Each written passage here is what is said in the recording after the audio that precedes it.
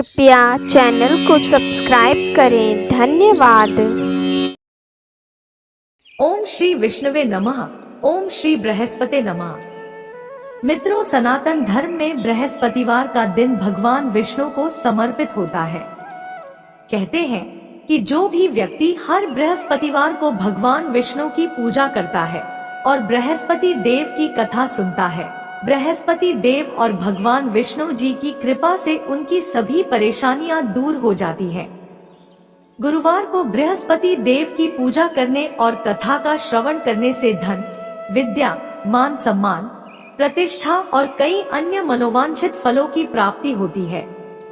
तो चलिए मित्रों, प्रभु श्री लक्ष्मी नारायण जी के चरण कमलों का ध्यान करते हुए सुनते हैं अथ श्री बृहस्पति देव की व्रत कथा। मित्रों, प्राचीन समय की बात है।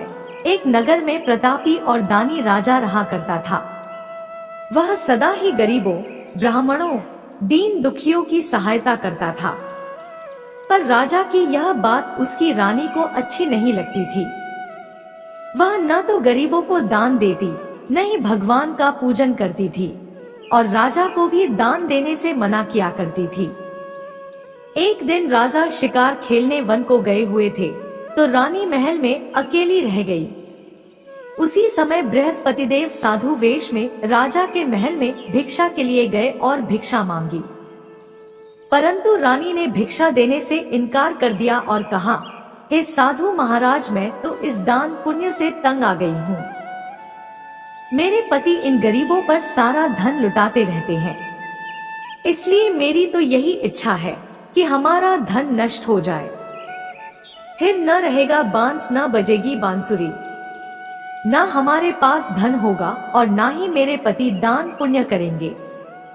रानी की बात सुनकर साधु ने कहा, हे देवी, तुम तो बड़ी विचित्र हो।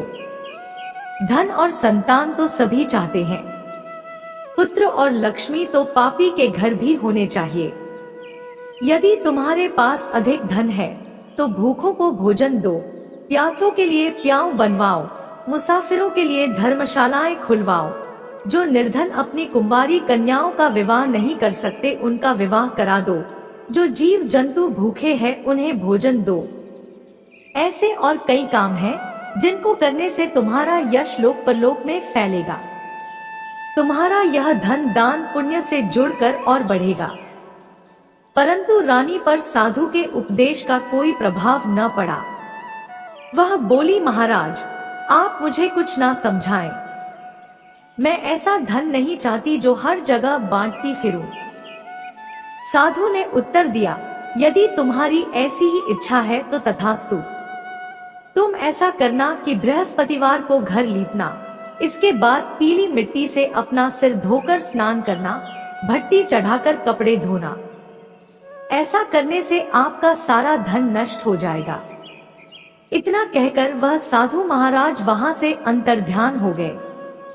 साधु के अनुसार कई बातों को पूरा करते हुए रानी को केवल 3 बृहस्पतिवार ही बीते थे कि उसकी समस्त धन संपत्ति नष्ट हो गई। भोजन के लिए राजा का परिवार तरसने लगा। तब एक दिन राजा ने रानी से बोला कि हे रानी, तुम यहीं रहो, मैं दूसरे देश को जाता हूँ, क्योंकि यहाँ पर सभी लोग मुझे जानते हैं, इसलिए मैं कोई छोटा कार्य नहीं कर सकता। ऐसा कहकर राजा परदेश चला गया। वहां वह जंगल से लकड़ी काट कर लाता और शहर में बेचता। इस तरह वह अपना जीवन व्यतीत करने लगा। इधर राजा के परदेश जाते ही रानी और दासी दुखी रहने लगी। एक बार जब रानी और दासी को 7 दिन तक बिना भोजन के रहना पड़ा तो रानी ने अपनी दासी से कहा, हे दासी, पास ही के नगर में मेरी बहन रहती है, वह बड़ी धनवान है। तू उसके पास जा और कुछ ले आ, ताकि थोड़ी बहुत गुजर बसर हो जाए। दासी रानी की बहन के पास गई। उस दिन गुरुवार था और रानी की बहन उस समय बृहस्पतिवार व्रत की कथा सुन रही थी। दासी ने रानी की बहन को अपनी रानी का संदेश दिया, लेकिन रानी की बड़ी बहन ने कथा और पूजा अधूरी होने के कारण कोई उत्तर नहीं दिया। जब दासी को रानी की बहन से कोई उत्तर नहीं मिला तो वह बहुत दुखी हुई और उसे क्रोध भी आया। दासी ने वापस आकर रानी को सारी बात बता दी। दासी की ये सब बातें सुनकर रानी ने खुद को और अपने भाग्य को कोसना शुरू कर दिया। उधर रानी की बहन ने सोचा कि मेरी बहन की दासी आई थी, परंतु मैं उससे नहीं बोली, इससे वह बहुत दुखी हुई होगी। कथा सुनकर और पूजन समाप्त करके वह अपनी बहन के घर आई और कहने लगी, है बहन, मैं बृहस्पतिवार का व्रत कर रही थी। तुम्हारी दासी मेरे घर आई थी, परंतु जब तक कथा होती है तब तक न तो उठते हैं और न ही बोलते हैं, इसलिए मैं नहीं बोली। कहो दासी क्यों गई थी? रानी बोली, बहन तुमसे क्या छिपाऊं, हमारे घर में खाने तक को अनाज नहीं है। ऐसा कहते कहते रानी की आंखें भर आई।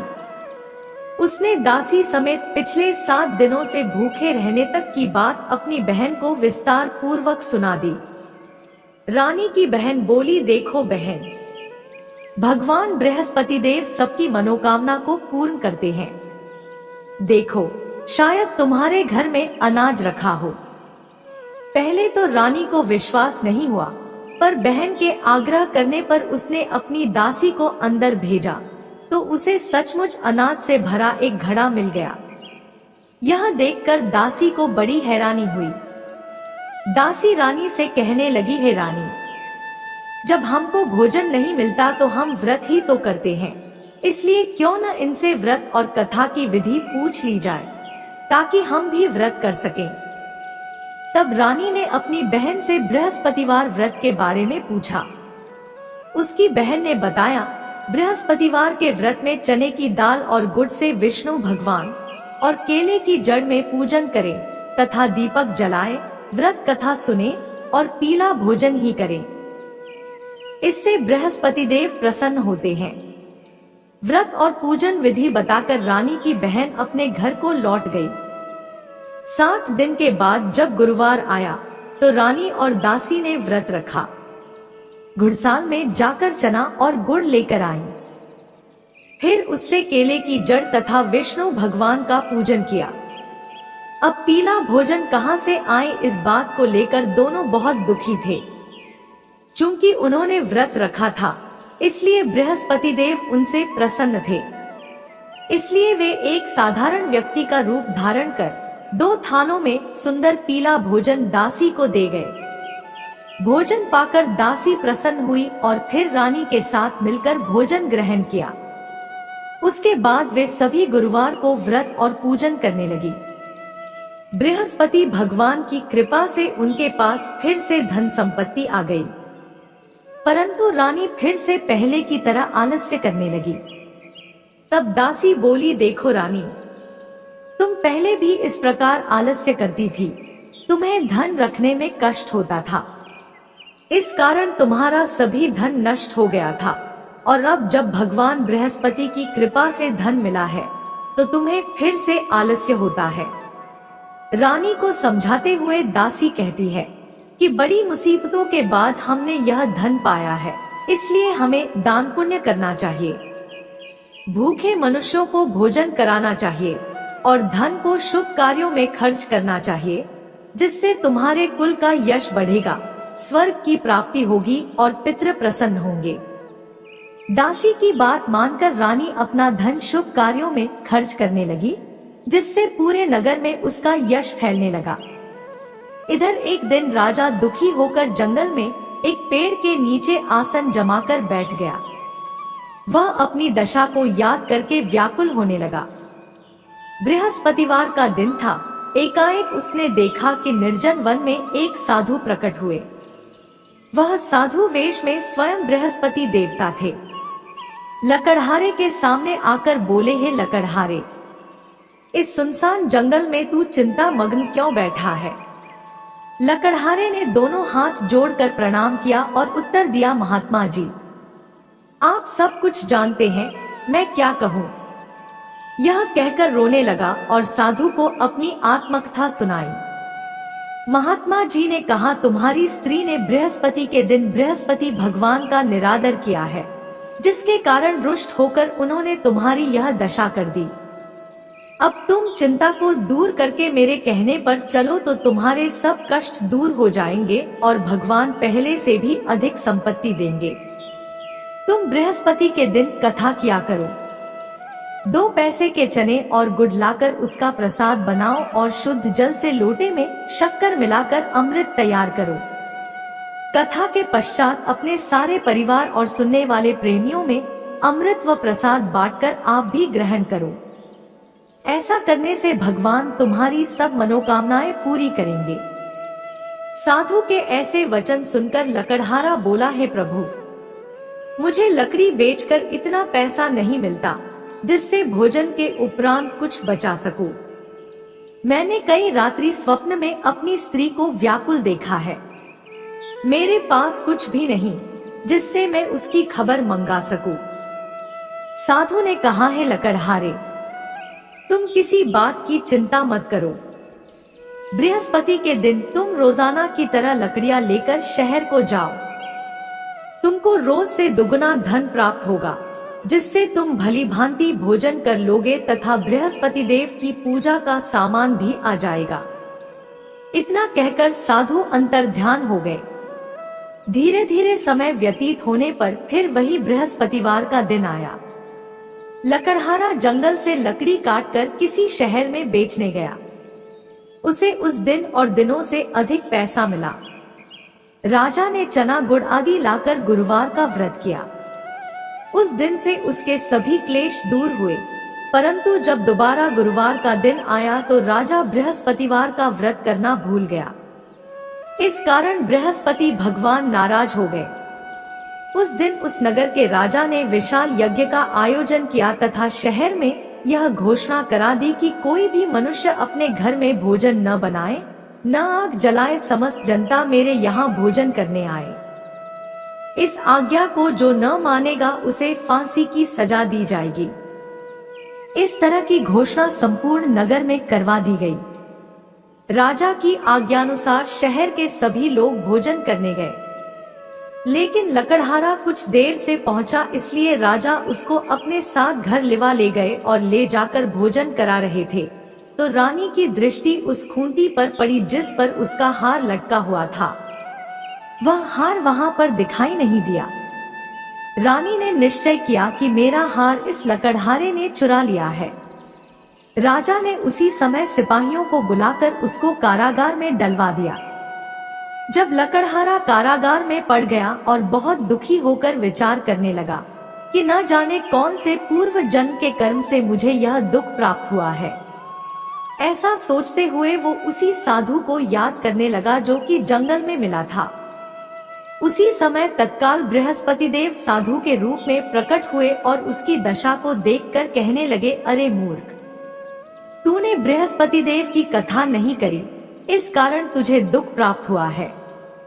अब चिंता मत कर, बृहस्पतिवार के दिन कारागार के दरवाजे पर 4 पैसे पड़े मिलेंगे।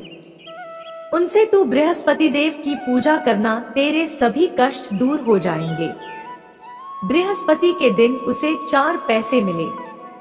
लकड़हारे ने कथा कही। उसी रात्रि को बृहस्पति देव ने उस नगर के राजा को स्वप्न में कहा, हे राजा, तुमने जिस आदमी को कारागार में बंद कर दिया है वह निर्दोष है। वह राजा है, उसे छोड़ देना। रानी का हार उसी खूंटी पर लटका है। अगर तू ऐसा नहीं करेगा तो मैं तेरे राज्य को नष्ट कर दूंगा। इस तरह रात्रि के स्वप्न को देखकर राजा प्रातः काल उठा और खूंटी पर हार देखकर लकड़हारे को बुलाकर क्षमा मांगी तथा लकड़हारे को योग्य सुंदर वस्त्र आभूषण देकर विदा कर दिया। बृहस्पति देव की आज्ञानुसार लकड़हारा अपने नगर को चल दिया। राजा जब अपने नगर के निकट पहुंचा तो उसे बड़ा आश्चर्य हुआ। नगर में पहले से अधिक बाग, तालाब, कुएं तथा बहुत सी धर्मशाला, मंदिर आदि बन गई हैं। राजा ने पूछा, यह किसका बाग और धर्मशाला है? तब नगर के सब लोग कहने लगे, यह सब रानी और बांदी के हैं। तो राजा को आश्चर्य हुआ और गुस्सा भी आया। जब रानी ने यह खबर सुनी कि राजा आ रहे हैं तो उन्होंने बांदी से कहा कि हे दासी, देख राजा, हमको कितनी बुरी हालत में छोड़ गए थे। हमारी ऐसी हालत देखकर वह लौट न जाए, इसलिए तू दरवाजे पर खड़ी हो जा। आज्ञानुसार दासी दरवाजे पर खड़ी हो गई। राजा आए तो उन्हें अपने साथ लिवा लाई। तब राजा ने क्रोध करके अपनी रानी से पूछा कि यह धन तुम्हें कैसे प्राप्त हुआ है। तब उन्होंने कहा, हमें यह सब धन बृहस्पति देव के इस व्रत के प्रभाव से प्राप्त हुआ है। राजा ने निश्चय किया कि 7 रोज बाद तो सभी बृहस्पति देव का पूजन करते हैं, परंतु मैं प्रतिदिन दिन में 3 बार कहानी तथा रोज व्रत किया करूंगा। अब हर समय राजा के दुपट्टे में चने की दाल बंधी रहती तथा वह दिन में 3 बार कहानी कहता। एक रोज राजा ने विचार किया कि चलो अपनी बहन के यहाँ हो आए। इस तरह निश्चय कर राजा घोड़े पर सवार हो अपनी बहन के यहाँ को चलने लगा। मार्ग में उसने देखा कि कुछ आदमी एक मुर्दे को लिए जा रहे हैं। उन्हें रोककर राजा कहने लगा, अरे भाइयों, मेरी बृहस्पति देव की कथा सुन लो।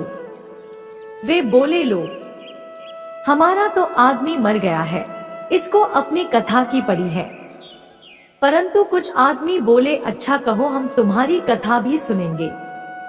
राजा ने दाल निकाली और जब कथा आधी हुई थी कि मुर्दा हिलने लग गया, और जब कथा समाप्त हो गई तो मुर्दा राम राम करके उठकर खड़ा हो गया। आगे मार्ग में उसे एक किसान खेत में हल चलाता मिला। राजा ने उसे देख और उससे बोले, अरे भैया, तुम मेरी बृहस्पतिवार की कथा सुन लो। किसान बोला, जब तक मैं तेरी कथा सुनूंगा तब तक 4 हरिया जोत लूंगा। जा अपनी कथा किसी और को सुनाना। इस तरह राजा आगे चलने लगा।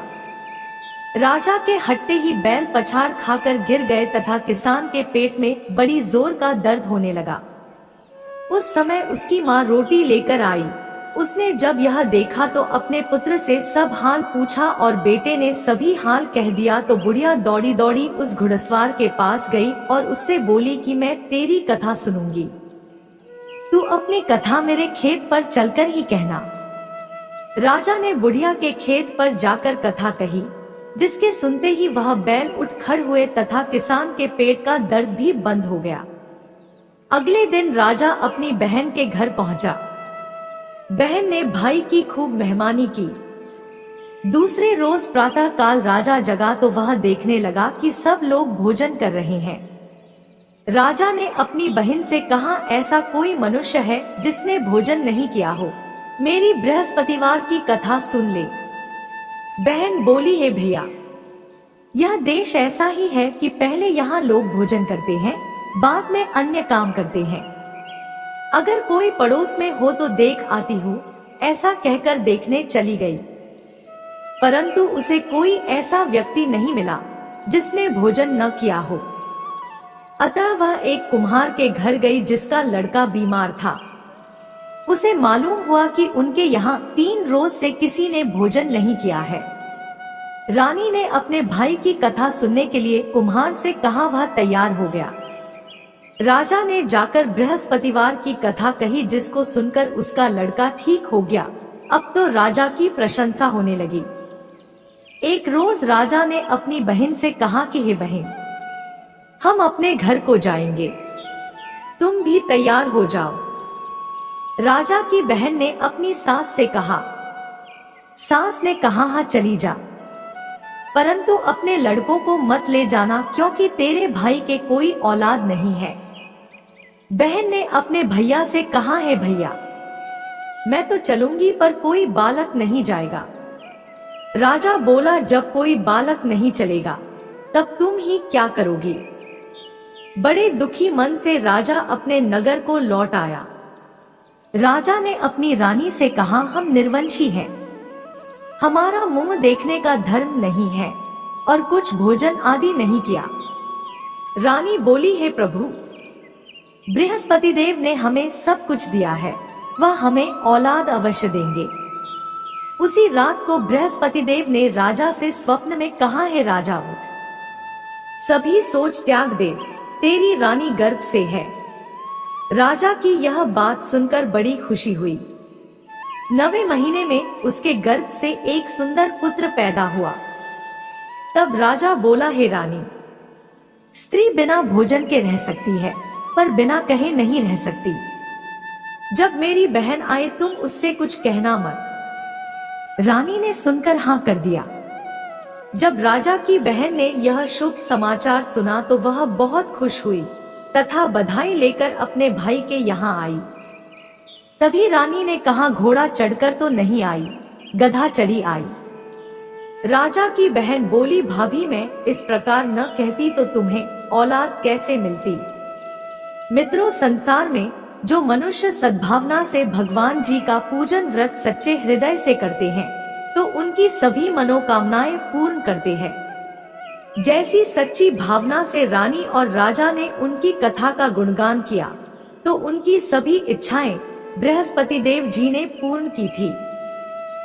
इसलिए पूर्ण कथा सुनने के बाद प्रसाद लेकर जाना चाहिए। हृदय से उसका मनन करते हुए जयकारा बोलना चाहिए। बोलो बृहस्पति देव की जय, भगवान विष्णु की जय। अब सुनते हैं दूसरी कथा। प्राचीन काल में एक ब्राह्मण रहता था। वह बहुत निर्धन था। उसके कोई संतान नहीं थी। उसकी स्त्री बहुत मलिनता के साथ रहती थी। वह ना तो स्नान करती और ना ही किसी देवता का पूजन करती। इस सब से ब्राह्मण देवता बड़े दुखी थे। बेचारे बहुत अपनी स्त्री से कुछ कहते थे किंतु उसका कुछ परिणाम न निकला। भगवान की कृपा से ब्राह्मण की स्त्री को कन्या रूपी रत्न पैदा हुआ। कन्या बड़ी होने पर प्रातः स्नान करके विष्णु भगवान का जाप व बृहस्पतिवार का व्रत करने लगी। अपने पूजन पाठ को समाप्त करके विद्यालय जाती तो अपनी मुट्ठी में जौ भर के ले जाती और पाठशाला के मार्ग में डालती जाती। तब ये जौ स्वर्ण के हो जाते तो लौटते समय उनको बीन कर घर ले आती थी। एक दिन वह बालिका सूप में उस सोने के जौ को फटक कर साफ कर रही थी कि उसके पिता ने देख लिया और कहा, हे बेटी, सोने के जौ के लिए सोने का सूप होना चाहिए। दूसरे दिन बृहस्पतिवार था। इस कन्या ने व्रत रखा और बृहस्पति देव से प्रार्थना करके कहा, मैंने आपकी पूजा सच्चे मन से की हो तो मेरे लिए सोने का सूप दे दो। बृहस्पति देव ने उसकी प्रार्थना स्वीकार कर ली। रोजाना की तरह वह कन्या जौ फैलाती हुई जाने लगी। जब लौटकर जौ बीन रही थी तो बृहस्पति देव की कृपा से सोने का सूप मिला। उसे वह घर ले आई और उसमें जौ साफ करने लगी, परंतु उसकी माँ का वही ढंग रहा। एक दिन की बात है कि वह कन्या सोने के सूप में जौ साफ कर रही थी। उस समय उस शहर का राजपुत्र वहां से होकर निकला। इस कन्या के रूप और कार्य को देखकर मोहित हो गया तथा अपने घर आकर भोजन तथा जल त्याग कर उदास होकर लेट गया। राजा को इस बात का पता लगा तो अपने प्रधानमंत्री के साथ उसके पास गए और बोले, हे बेटा, तुम्हें किस बात का कष्ट है? किसी ने अपमान किया है अथवा और कारण हो सो कहो, मैं वही कार्य करूंगा जिससे तुम्हें प्रसन्नता हो। अपने पिता की राजकुमार ने बातें सुनी तो वह बोला, मुझे आपकी कृपा से किसी बात का दुख नहीं है। किसी ने मेरा अपमान नहीं किया है, परंतु मैं उस लड़की से विवाह करना चाहता हूँ जो सोने के सूप में जौ साफ कर रही थी। यह सुनकर राजा आश्चर्य में पड़ गया और बोला, हे बेटा, इस तरह की कन्या का पता तुम ही लगाओ। मैं उसके साथ तेरा विवाह अवश्य ही करवा दूंगा। राजकुमार ने उस लड़की के घर का पता लगाया।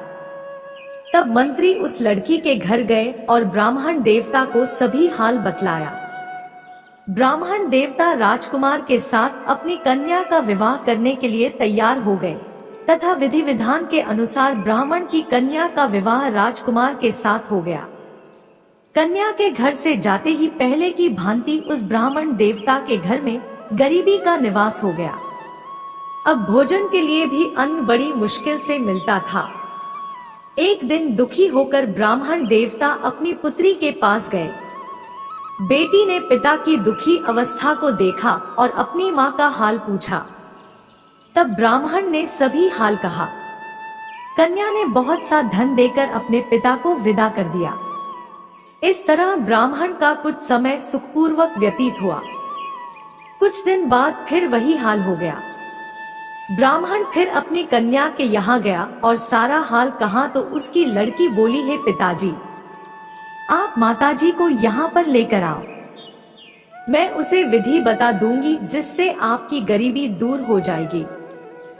वह ब्राह्मण देवता अपनी स्त्री को साथ लेकर बेटी के घर पहुँचे तो बेटी अपनी माँ को समझाने लगी, हे माँ, तुम प्रातः काल प्रथम स्नानादि करके विष्णु भगवान का पूजन करो और दिन में बृहस्पति देव का व्रत रखो। ऐसा करोगी तो तुम्हारी सब दरिद्रता दूर हो जाएगी। परंतु उसकी माँ ने एक भी बात नहीं मानी और प्रातः काल उठकर अपनी पुत्री के बच्चों की जूठन को खा लिया। इससे उसकी पुत्री को भी बहुत गुस्सा आया और रात को कोठरी से सारा सामान निकालकर अपनी माँ को उसमें बंद कर दिया।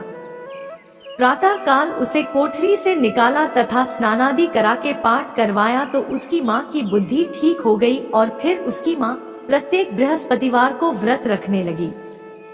इस व्रत के प्रभाव से उसके माँ बाप बहुत ही धनवान और पुत्रवान हो गए और बृहस्पति जी के प्रभाव से इस लोक के सुख भोग कर स्वर्ग को प्राप्त हुए।